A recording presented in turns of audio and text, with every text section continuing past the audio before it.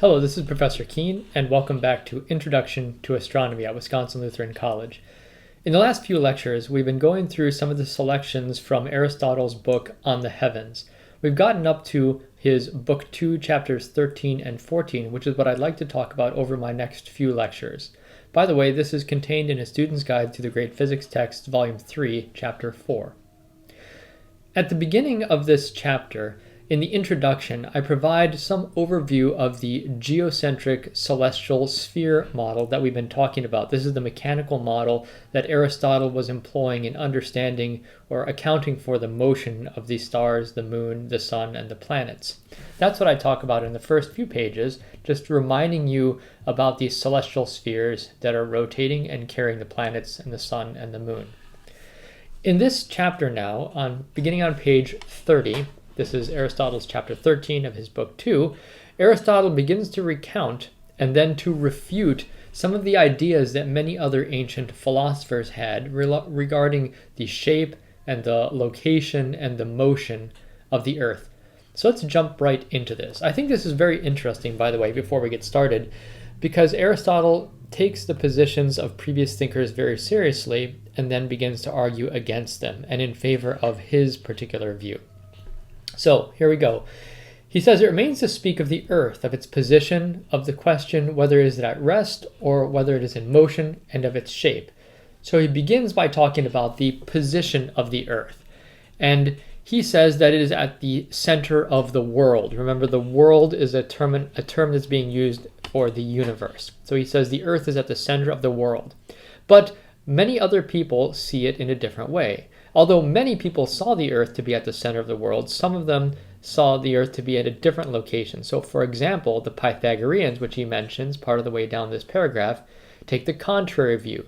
They think that there is a fire at the center of the world, and that the earth is moving around this central fire a bit like one of the planets. And in addition to the Earth moving around the central fire and the planets moving around the central fire, there are also perhaps one or more counter-Earths that are also rotating around this fire at the same distance from the fire as the Earth, but maybe exactly on the opposite side of the fire, so we wouldn't be able to see them as we're going around. Now, what is the reason that the Pythagoreans give for their views? Aristotle goes through some of the reasons. The first reason, he said, is because the most precious thing, which is fire, belongs at the most precious place. Okay, so let me just write this. They present this in the form of a syllogism, by the way. A syllogism is a kind of argument where you have two premises and then the conclusion follows if you accept those premises. So the way that the Pythagoreans argue that the fire must be at the center is, first of all, they say the most precious thing, so this is like leg 1 of the syllogism, the most precious thing,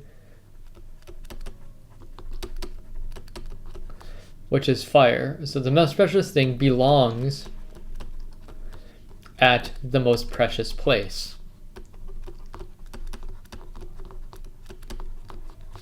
Okay, so that's leg 1. Leg 2 is the most precious places are the circumference and the center of an object.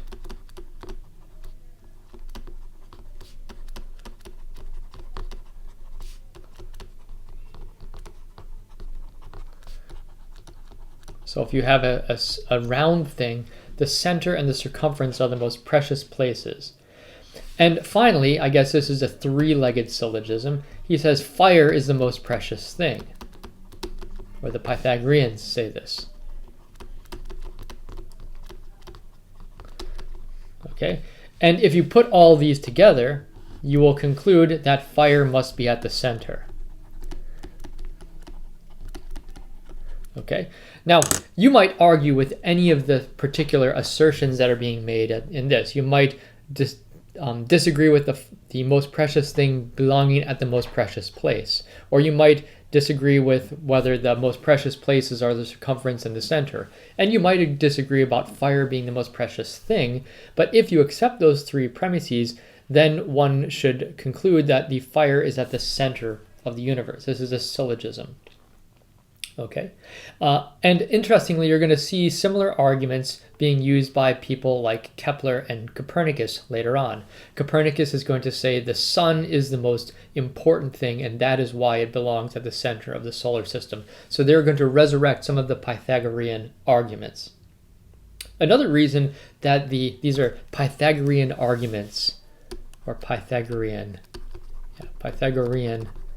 arguments, that Aristotle is going to disagree with.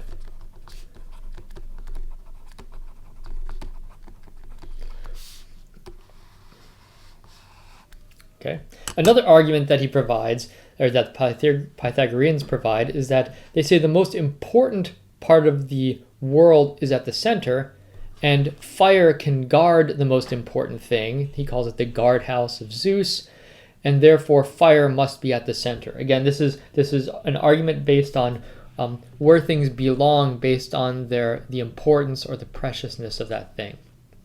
How does Aristotle argue against this perspective? Well, this is at the top of page 31, and here he says, well, let's suppose, just for the sake of arguments, that precious things often do lie at the center, but he says oftentimes the most precious things do not lie at the center of an object. So if we think, for example, of animals, he uses the example of animals, the most precious organ is the heart.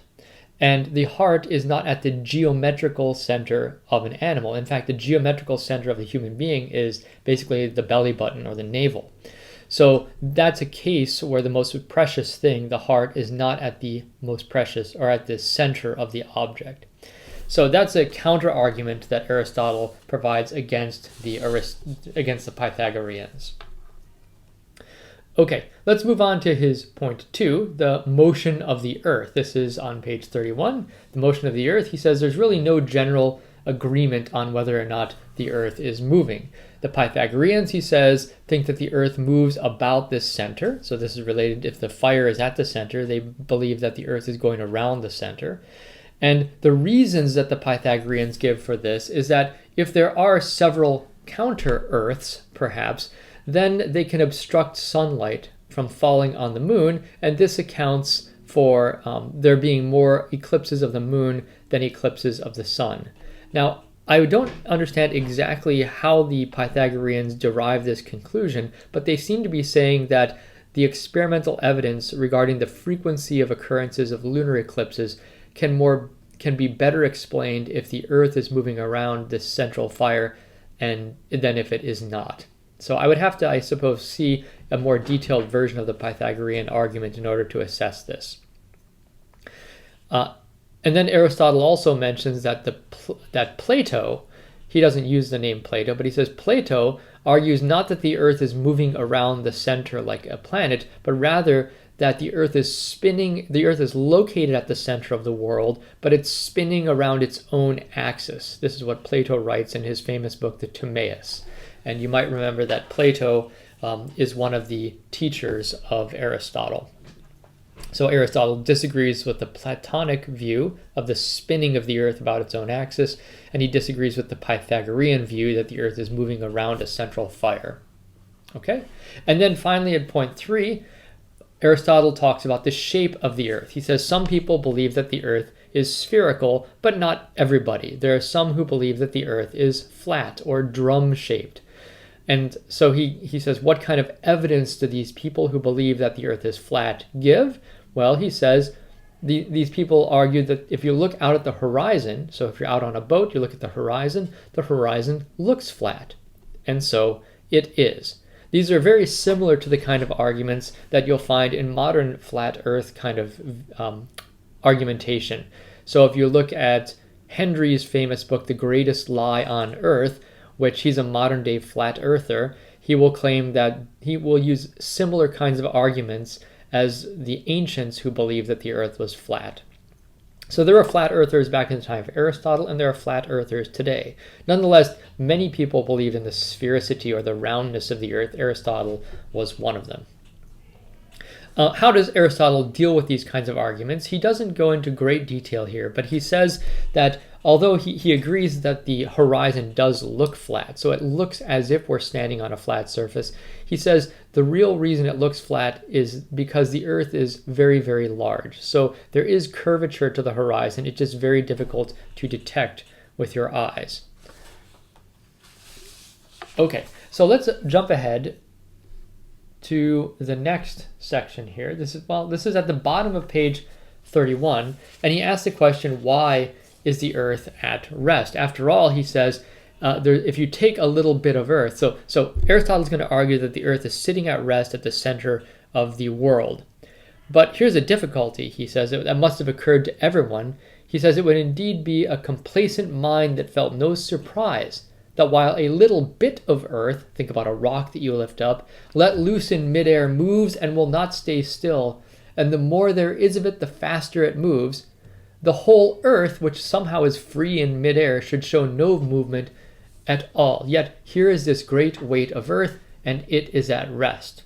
So he's pointing out that his claim that the Earth is sitting still does at first blush seem a little bit strange. After all, when you pick up a rock, it falls down. But here you have the Earth, which is sort of floating there. And why would it be floating there?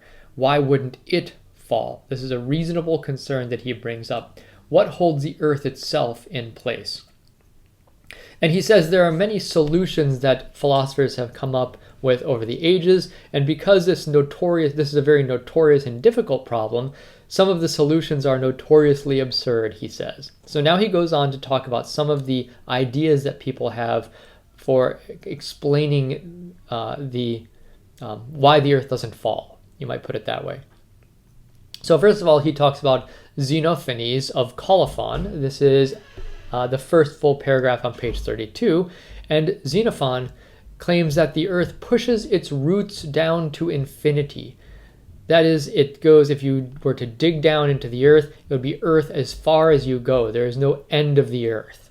So it pushes its roots down to infinity, and this way Xenophanes can avoid seeking a cause of the support of the Earth. Because after all, if it keeps going Earth all the way down, you don't need to have anything holding it up. Now, Empedocles, another thinker, and Aristotle for that matter, reject this. Aristotle does not believe, by the way, that there can be an actual infinity appearing in nature, and you would need to have an infinite amount of Earth going downward in order to agree with the view of Xenophanes. So let me say something else about this. This is an interesting topic that comes up several times in Aristotle.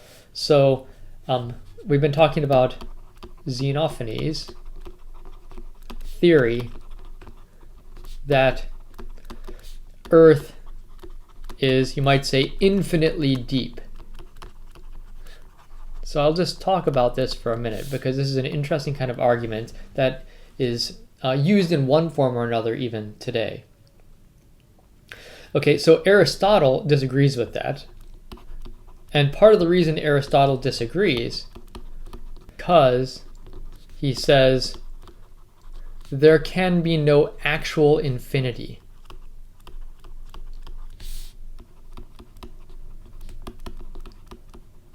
In nature.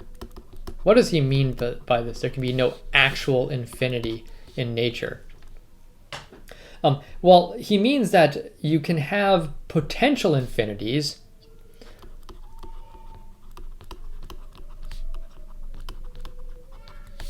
Potential infinities.